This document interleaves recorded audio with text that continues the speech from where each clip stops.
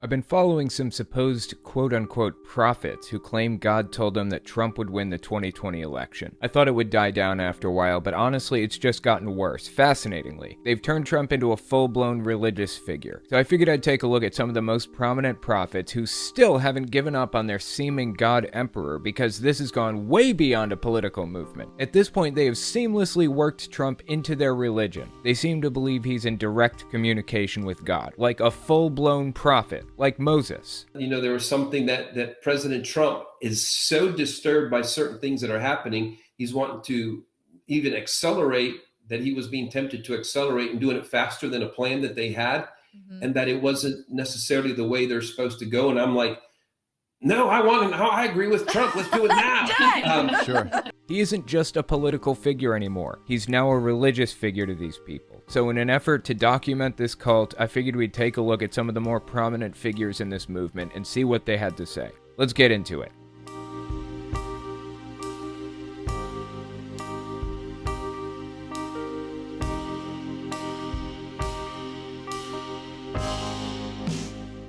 Before we take a look at the first clip, I wanted to point out that there are other really big figures who also claim to be prophets, and who also won't back off of this. Seriously famous televangelists like Kenneth Copeland and Hank Kunneman. The people I'm covering here aren't the biggest figures taking part in this, but they seem to be the most fervent believers. They won't give up no matter what. Basically every televangelist of any level of fame has been sucked into this weird belief system with Trump as the prophet. Not every single one, but most. But the ones that we'll be taking a look at are Bullock, Kerr, and Johnny Enlow. Hank Kunneman refuses to give up too, but I've already done solo videos about his unfailing loyalty. Anyways, let's take a look at the first clip. This one goes all the way back to December 2019, almost a full year before the 2020 election took place. Check it out.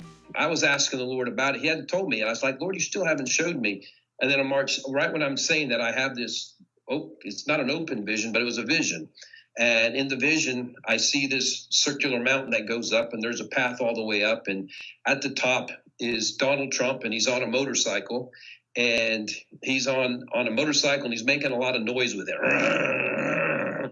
And he has red, white, and blue bandana on his head. Look at how much she loves this story. It's like she cherishes it, like it's a fond memory of a loved one. This is an unhealthy obsession with somebody, let alone a political candidate. But he isn't a political candidate anymore. He's a religious figure. Stick with me to the end. I think I'll have you convinced. Now, about what Johnny Enlow said. He said God gave him this as a vision. Not an open vision, but a vision. The difference is, in an open vision, you feel like you're physically standing there watching things unfold, like in the book of Revelation. In a closed vision, it just appears in your head like it's a dream. This one was a closed vision, so he's watching this unfold in his mind and believes that God is giving him a vision of Trump revving a motorcycle on a mountain. Let's continue. And so in an instant, it wasn't hard for me to figure out what was being said. It's the only time I've ever, while seeing a vision, actually talked out loud. And I go, oh no, because I was like, this means this is not going to be a peaceful exchange. This is not a peaceful transition we're going into. This is something more. And then I was brought in real close to the motorcycle, and it was triumph, which was further confirmation. And so I was like, Lord, as I'm saying that, the first thing he said is, he is going to save you from things you don't know you need to be saved from yet. And then the Lord progressively began to speak regarding that. And he said, this time in the presidency is going to be a hinge of the ages. And you'll be known as before Trump and after Trump because of the way I'm going to use him. I'm using him as a Trump card, but I'm the Trump card player. So he believed that we're going to stop using BC and AD, which stands for before Christ, and Anno Domini, which translates to the year of our Lord, and we'll start using BT and AT, before Trump and after Trump. He's saying this stuff without a lick of irony. He believes we're going to change our calendars to reflect the importance of Trump as a religious figure. Let's keep watching. And the Lord, it was like, I'm really not interested in your all's vote this time. I'm doing it. I usually give you all that option. This time I'm not. This is a rescue operation from heaven.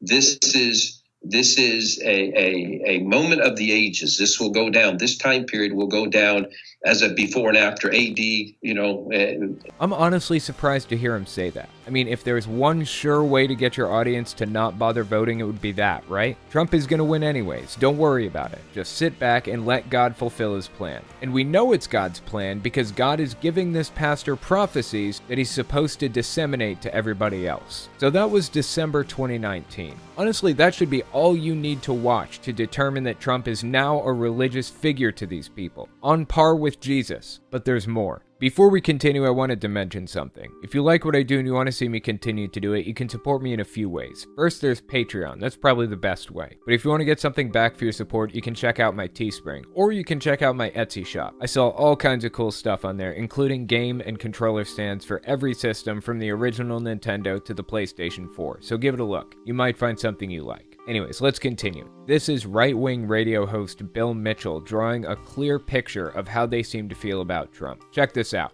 200, 300, 1,000 years from now, the historians will look back and say, this was the moment in time where America turned back from the brink. America was on the brink of disaster. America was ready to go Thelma and Louise over the cliff, and America has come back from the brink to achieve the greatness that God has always destined for us, and he used Donald Trump, the same way that he's used David, the same way that he's used Samson, the same ways that he used Abraham, the same way that he turned Saul into Paul, who ended up writing about a third of the New Testament, the same way he used all of these heroes from the Bible. He's using Donald Trump right now to stand in the gap and save America. It's remarkable to watch. Folks, you are living in historic times right now. Huh, sounds familiar, right? Similar to what Johnny Enlow said about Trump being a hinge of the ages. How we'd start using BT and AT instead of BC and AD. Although you can tell this guy is a little closer to the moderate end of the spectrum because instead of comparing Trump to Moses or Jesus, he compared him to Abraham or Paul. It should still draw a clear picture of how they view him. And it isn't healthy. The next clip I wanted to watch is from a fella named Robin Bullock.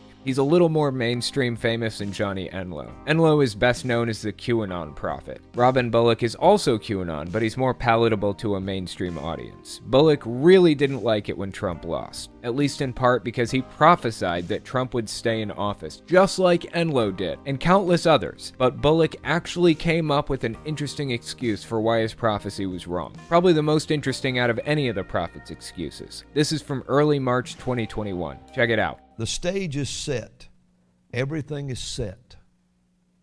But you're going to have to pray for the rightful president, whether he wants to walk back into this or not.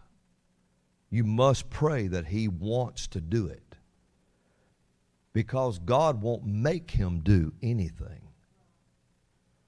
Is it his will? Yes. Is he the president? Yes. That's why he could just walk right back in. And God will supernaturally move things out of the way. But you need to pray for encouragement. Nobody was beat on like that, like our president, for 4 years. Nobody. Where do I even start with this? Nobody was beat on like Donald Trump, one of the richest and most powerful people in the world, president of the United States for 4 years, and he's the victim? I can't believe he kept a straight face when he said it. But like I said, this is actually an interesting explanation for why Bullock was wrong about Trump winning re-election. He said God won't force anybody to do anything. You have to want to do it yourself. God would put Trump back in the presidency if he chose to take it. All he had to do is walk into the White House and God would supernaturally push things out of the way. That's putting the blame on Trump rather than on himself for making a false prophecy in the first place. Other pastors like Greg Locke or Hank Kunneman claim that Joe Biden is satanic and as such has the power to reverse God's wishes, and that's what happened. God wished for Trump to be the president, but he lost because Biden disrupted the prophecy. Don't get me wrong. Bullock believes that too, and he said as much. This so-called administration is actually a regime whose sole purpose is to stop a prophecy from coming to pass. And now this whole, what men are calling an administration, is to do nothing. Its sole purpose is to keep the prophecy that the prophets gave, that the rightful president would be in office again. And this whole thing is to keep that from happening. But his main excuse about how it's actually Trump's fault was the most clever. Let's keep watching the clip. David could have said at any time, I don't want to do this no more. I think I'll just stay in the wilderness. I've been chased by Saul long enough. But there had to come a time when David said, I'm going back. And no matter what happens, he's the president, and he's supposed to walk back in that office. Another Bible comparison. David this time. Fascinating, right? These people are obsessed with Trump being a religious figure, and they aren't even trying to hide it. They want the world to know that they view him as a prophet. Most of these clips are from around March. I hear you saying, what's so important about March? There's this belief about the month of March that really started gaining steam within the QAnon community. They believe that after the Civil War ended, when the US was being put back together, they created a company that represents the United States, and everybody joined in under that rather than the actual US government. They believe that every president that was elected after the Civil War was illegitimate because they were actually the president of the corporation of the United States rather than the government of the United States. And in 1933, Roosevelt changed Inauguration Day from March 4th to January 20th. Since he was the president of the corporation of the United States instead of the government itself, the laws he passed are illegitimate, which means that the real Inauguration Day is still March 4th. They, including Robin Bullock, Kerr, and others, believed that Trump would be the 18th president of the United States, the first one to be inaugurated after the corporation came into existence after the Civil War. The entire thing is nonsense. There is no truth to it at all. But that didn't stop him from getting people pumped up and ready for it. Honestly, I'm enjoying watching Trump lose over and over again. Please continue this charade. It is excellent YouTube material. The next clip came out in October 2021. Check this one out. There is someone who is a politician but never was a politician and is not now. He's the only rightful president of the United States of America for right this moment. His name is Donald J. Trump, and he's the only president anointed by heaven that the prophets spoke over. Rise up, Mr. President. Hew the ox in half. Send the pieces out to the people. They're calling out and saying, they're going to gouge out our right eyes. We're about to have to make a covenant with a snake. Rise up. You're a giant of a man. Rise up with your blade. Listen to the prophets. And rise up and hew the oxen in half. And tell them before the sun is hot, you will have deliverance. Dude, he's just a political candidate. Calm down, please. This is getting weird. I'm sorry, it's not getting weird. It has been entirely too weird for way too long. He's the only president anointed by heaven that the prophets spoke over. Seriously? Is what I've shown you not enough to convince you that he's a part of their theology now? They hold him up as equally as important as Jesus. I don't say that lightly, but saying... He said, this time in the presidency is going to be a hinge of the ages, and you'd be known as before Trump and after Trump because of the way I'm going to use him. That alone should be more than enough to convince you. They view him as they view Jesus. The next clip is actually a recent one from Johnny Enlow. This came out October 2021. He's trying to explain why he was wrong about Trump being put back into office in 2021, as God told him he would be. Me ask the prophetic people all the time, when's he going to be back in that seat? It's like, if you just knew a little more of the macro. I saw a picture of President Trump playing chess again. And he's very advanced. I could tell he's very good in advance, but then all of a sudden you back up, you see the higher view. God has him on his chessboard. So Trump and his whole board were on his board, and he's actually playing Trump.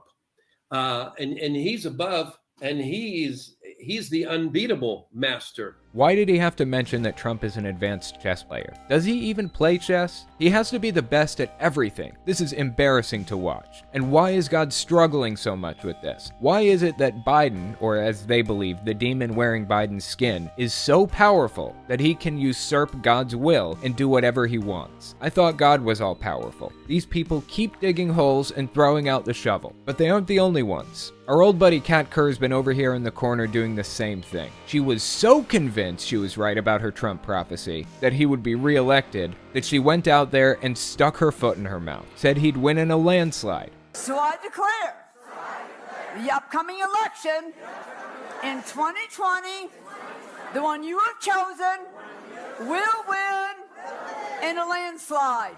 And she knew that because God told her. I thought these pastors learned not to set dates. What happened? They said Trump would win the 2020 election. Now you have to explain yourself when he loses. Of course, she completely fell apart when Trump lost. She freaked out. She went on shows yelling at people and everything. This is immediately after inauguration. I say, this is my land, and these are my people, and I have raised them up for such a time as this.